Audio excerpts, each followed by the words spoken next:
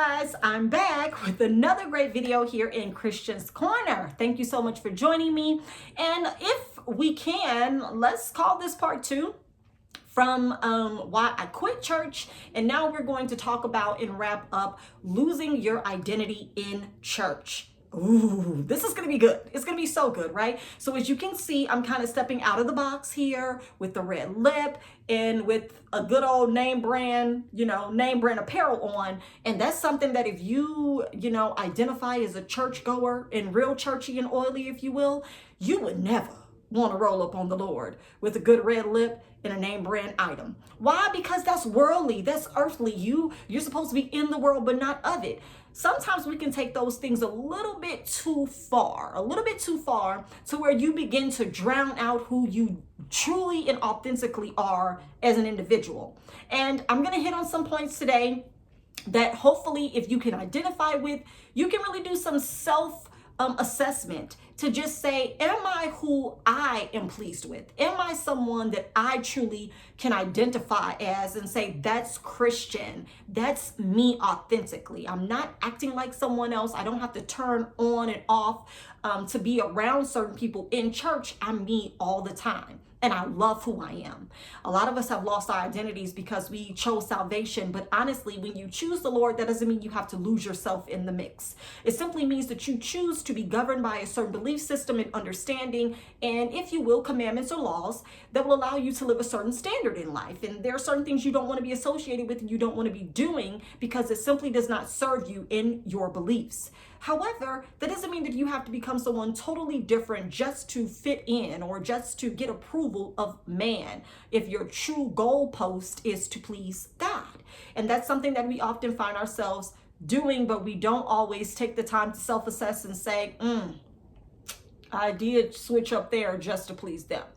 And that's something I want us to always be cognizant of and us to always be accountable for with ourselves first. And so, as always, I will speak from a place of my own personal experience and my own personal encounters because I am not here to tell anyone else's story, just share my own and hopefully incite some thought-provoking conversations and dialogues that will allow you to increase in your own freedom and your own willingness to have wisdom for your own journey in life, spiritually and naturally. All right, so let's jump into my points here that I have. So if you see me looking down, that's where I'm going to my notes, okay?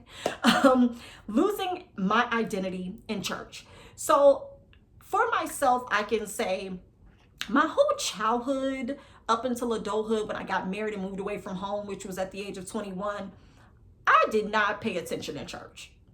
I did not pay attention in church. I didn't care about church. I went because I had to.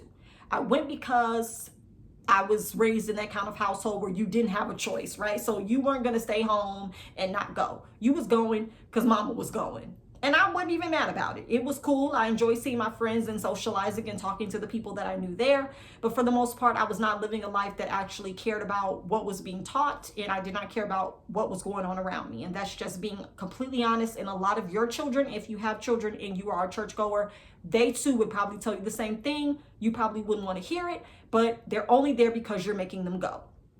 The end. Now, let's move into my adulthood life where I actually started caring about going to church and I chose to go to church. At that point, my husband and I had been married for a couple of months. We found a church home that my mother referred us to in Mississippi where we were living at the time. And honestly, I kind of knew who I was. I was 21 and I knew that I was Christian, vibrant, vivacious, full of life, an outgoing person, an extrovert. I loved all things social, all things fun, all things turned, okay? I don't need alcohol and I don't need drugs to have a good time. Never have I ever needed it and I will never need it because I can be the life of the party in this room all by myself.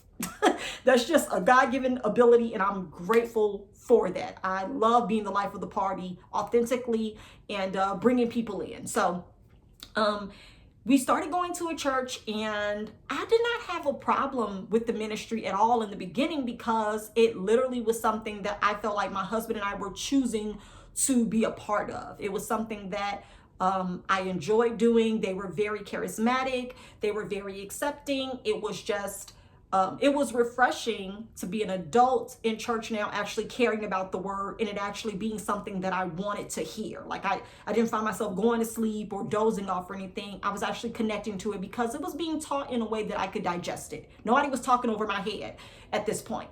But the longer I was in church, I started feeling as if though pieces of me were disintegrating.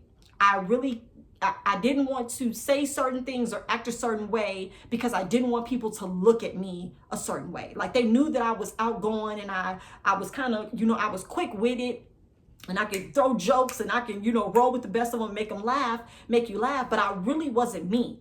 At that point, I felt like I was putting on an act, if you will.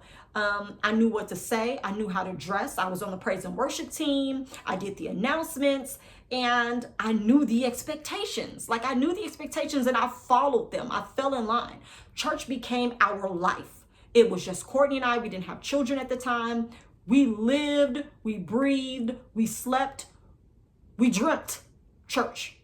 That was it. That was our life. That's what we put our all into. And it wasn't a bad thing, but at the same time, we literally started just losing the elements that would cause us to have true connection with self, to know who God was for ourselves and actually seek him on our own behalf. But we really started just wanting to please our pastor and please our leader and not really go after the aspirations that were really inside of us. And so there were some things that we would do, but a lot of things we hid. I can speak for me. I suppressed a lot of things about myself because I didn't want other people to think that I wanted certain things that weren't godly, right? So I've always been a dresser. I've always wore heels. I'm talking about 4 and 5 inch heels on a weekday, okay? I don't need a Sunday or a special occasion to pop out with no stilettos, pumps in the club. Yes, that was me. So that's what I did.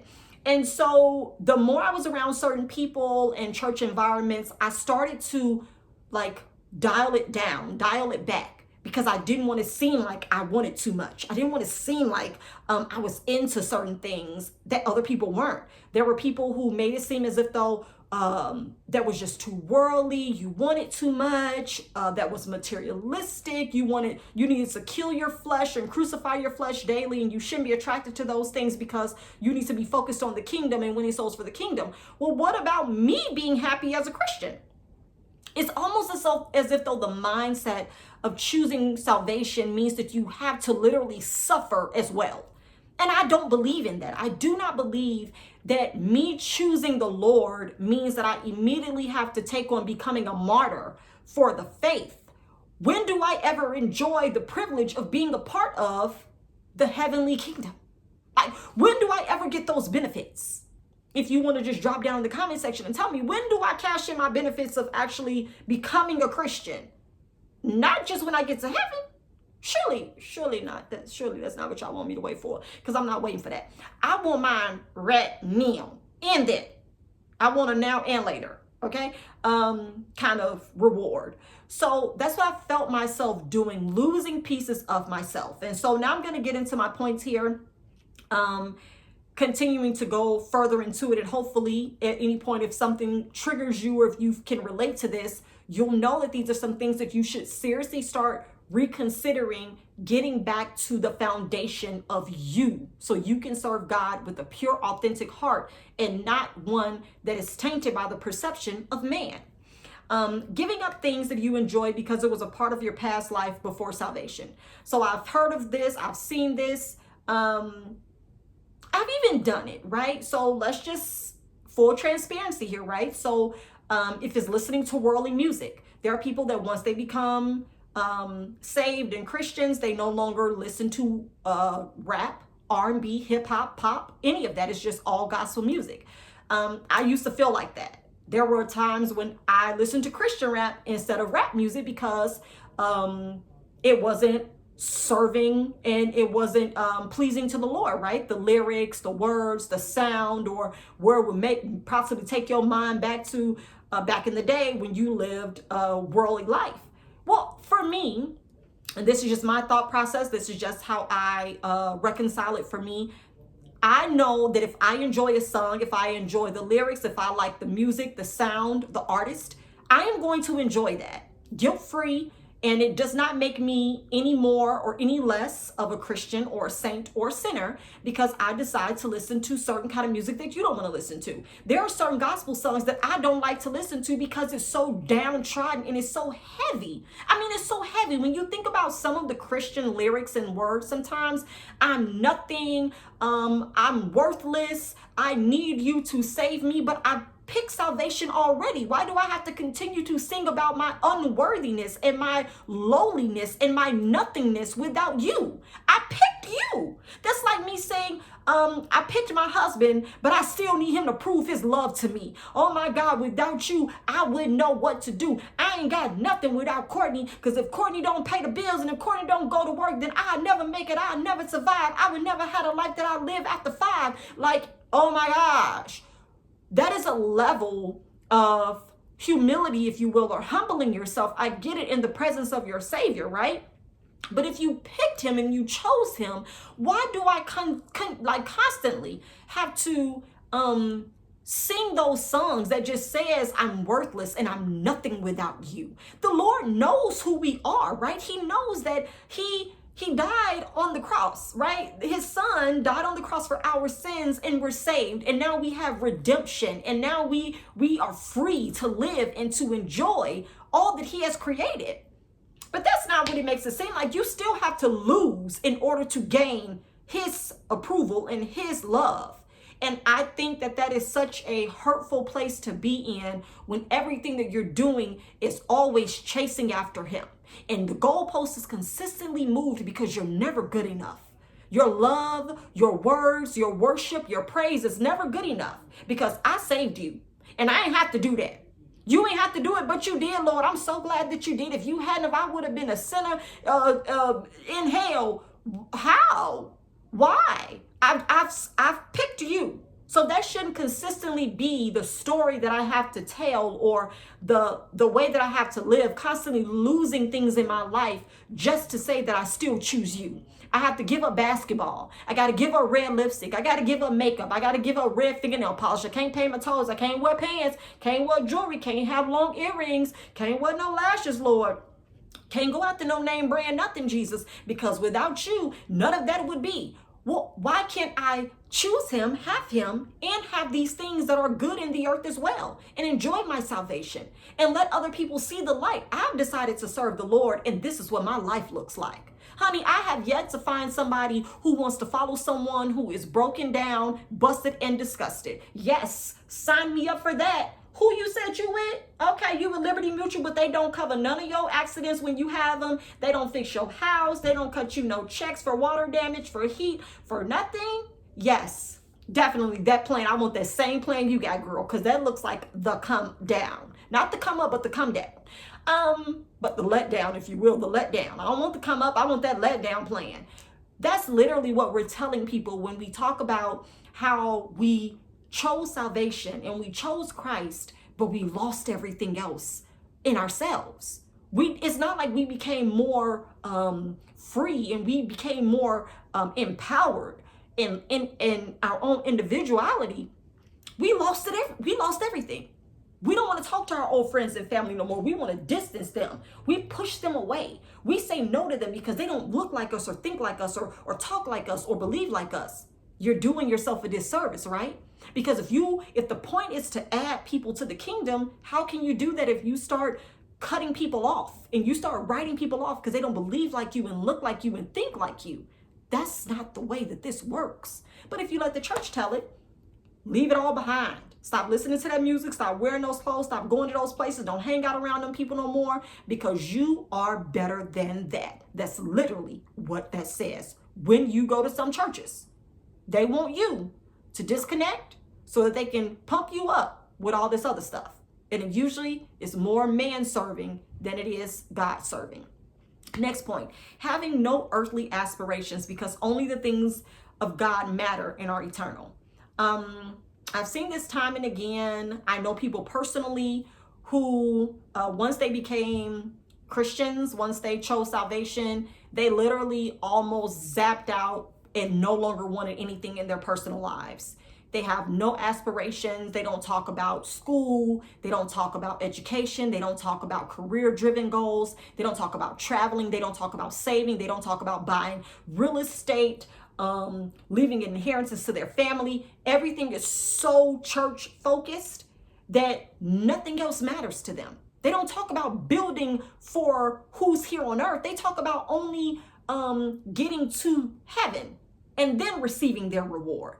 And you have to understand that what that is that sets you up for so much bondage here, because when you see people living a life that truly is happy and truly is fulfilled, you start judging them and saying, oh, they got all that, but they ain't got no relationship with the Lord. Well, that's fine if that's how you feel, but more than likely you're speaking from a place of jealousy and envy because you don't have it. You're not truly happy. You're striving every day to please God. I don't want to strive to please God every day. I don't want to struggle to please him. I want to live a life that is easy to please him, because I'm just not doing stuff that don't make sense or that's wrong. Why do I have to struggle to hold on to my salvation? Why do I have to be broke? Why do I have to be crying and begging the Lord to bless me in order to please him? That sounds like a narcissistic God to me, to where I don't want you to have nothing. I want you to have to beg me for everything I give you. Oh, I ain't blessing you till you beg. I ain't blessing you till you drop down on your knees. I wasn't thinking about giving her nothing because she stood up while she was praying. I don't play that. That's literally what you're saying to me about the same God that is supposed to be a good father that blesses us and loves us affectionately and wants to see nothing but for us to prosper in health and in wealth. It's a lot of double-mindedness that goes on in the church culture that I feel like a lot of people don't understand. They're actually doing God a disservice when they teach him the way that they teach him. The way that they paint him to be is not to be a good father at all. It's actually to be very cold and callous, and one that is calculated in punishing you if you don't do that which he desires for you to do. But he also gives you free will. But that's another video. I'm just telling you how people lose their identity so much in church that they forget that they actually still have a purpose and a mission after they choose God. It's not for you to cut people off. It's for you to continue to grow in those environments and be a light so that they too will wonder what you did to get to that point of freedom, that level of success, that level of growth, that level of clarity, that level of wealth in all areas of life. That's when you can testify. That's when you can soul win. You can't soul win when you trying to holler at people from the parking lot, from the church parking lot on the sidewalk. Don't nobody want to come in when you hollering at them. Well, you finna go to the club? You dressed like a hoe. You finna go to the club? You need to come in here and get some prayer. That's not how this is going to work. Isolation does not beget salvation. You can't isolate yourself and then want people to come to you to get saved. I don't know nothing about you. You stand off every time you come around. You go to a family function. Oh, no, girl, you know she ain't finna come over here and talk to you. She go to such and such church. They don't play with us. That's literally what people are saying about some of us. No, sorry, some of you, because I don't go to church.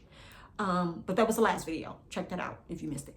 So yeah, giving up earthly aspirations because you simply don't want to appear to care about things of the world. It's not fair. You still need an education because you still need to pay your bills. You still need vacation time so that you can relax yourself from your job and your day-to-day life and your day-to-day anxieties or pressures or stressors. You shouldn't be suppressing these things because you don't want man to have a problem with what you decided to do with your free time and with your life. And that's where it's a problem. I'll never forget the time Courtney and I went to Los Angeles, California for our anniversary in 2015. Child, y'all should have saw the subliminal posts that was being made about us from close friends that we knew. We knew them. Okay, we knew them. I ain't gonna say too much because I don't want to give away who I'm talking about. But we knew them. And they were making subliminal posts about lusting after the things of the world and being in certain environments. And you shouldn't even want to go to certain places. And I'm like, what? Why are you doing this? Like, you know who we are, but why is where we decide to vacation or go such a problem? Just because you don't go out of town and do nothing, that has nothing to do with me. I still desire to see the world. I still desire to have experiences. Call them worldly if you want to. I don't care. I'm not going to be out here with no local portfolio. And you can do with that information what you want. But for me and my house, we gonna travel the world. Okay? All right, and hashtag thank you, Jesus, underneath every picture. From the Eiffel Tower to the Bellagio. Okay, I want to see all of it because he didn't create all of this just for me to see the local Dairy Queen. Don't play with me like that. And so that's the kind of things where you tend to lose your identity and suppress the things that you actually want and you want to trust God for to bring through for you, but you don't say them out of your mouth or share them with other people because you don't want them to think that you want worldly things. Stop cutting yourself off to make other people feel good about what they don't want or what they don't have enough faith to trust God for to do for them. Stop doing it. Stop sharing it with people who don't have enough faith to trust God to do it for them. But if you have enough, activate your own faith, set up your own thoughts, your own meditation, your own focus, and go after the things that your heart truly desires. Because what you end up doing is cutting off your life just to be able to exist around them in their misery. And I'm not here for it. I'm not here for it. Next up and lastly, losing sight of who you are to please God, but actually others. I just tapped on it. I just spoke on it. I literally just gave that benediction, people. You have to understand that if other people could muster up enough strength and enough audacity, because it seems like audacity is for sale out here because people got a lot of it. Audacity is at an all-time high where people feel like just because you've decided to follow Christ, they can control who you actually are in him. And that's not what this is about. That's not what this is about. I have children and I can't control every aspect of their lives. I shouldn't actually even want to, because when they're no longer under my tutelage, when they're no longer under my leadership and they go on to be young adults and in college or not go to college and just become business owners or whatever they decide to do, they're going to have enough skills, enough maturity, and enough value and self-worth to where they can stand on their own. But a lot of times when you lose your identity in church, it serves the people who are over you because it allows them to continue to perpetuate mindsets and to project. It allows them to project onto you what they themselves have come short in. And it's not fair, it's not right, and that's not how you should live your life. So if any of these things are something that you can relate to, or you feel as if though they're your truth, or they're where you currently are, or you can remember times when you actually did pull back who you were just to allow other people to shine in their misery, or to make you feel as if though all those things, you lusting after the things of the flesh. Okay, if that's how you feel about it, but that's not going to make me stop wanting it. I want to go to the beach. I want to put on a bathing suit, a two-piece. If you will. Some things truly aren't that deep. They're simply a problem for the people you're around. And that's not how you equate God's grace and God's love in your life. You equate it by how you feel when you do it, not about how others feel when you do it. That's not how this goes. And never forget that you cutting off your identity and losing your identity because you chose salvation and you go to church, that doesn't help people who actually need your testimony, who actually need to hear from you and see people, real authentic people who can relate to them. Think of how many people who aren't in church or who don't have a strong belief system or a foundation, and they're just out here walking around with nothing or no compass, no morals and no integrity. They need people who have the light or the answers or can at least give them some guidance to partner with them, to help them, to just shed some light on some dark places in their lives. But if you've tapped out and you decided that you're going to act perfect and holier than thou, you've cut them off from the good news. And I thought that's what we were here to share.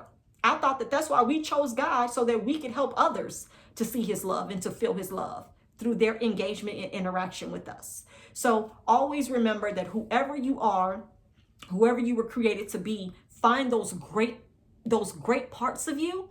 And if you have decided to choose salvation and you are a believer, you are a Christian, great. Magnify those areas in your life so that others too can see them, benefit from them, and ask you, how are you so free and liberated in your truth? Don't try to change who you are for the people who are already around you. They already messed up. They don't need your help. Okay? In the words of Project Pack, don't save them. They don't want to be saved. All right? They think they saved. Let them stay where they at. But you, If you know who you are and you remember all the good times that you used to have when you played basketball and you used the hopscotch child or jump rope, double dutch, go swimming, or whatever you were good at, get back to being you. There's no sin in being true to self. All right? All right. Thank you guys so much for tuning in for this for another amazing video here in Christian's Corner. Hopefully, I will see you in the next video. If you have any comments or any questions, or you want me to cover any topics, feel free to send me a message or to comment down below, and I will greatly do that. So many great videos and story times are to come, and I hope that you will stick around and stay tuned for those too. All right, bye.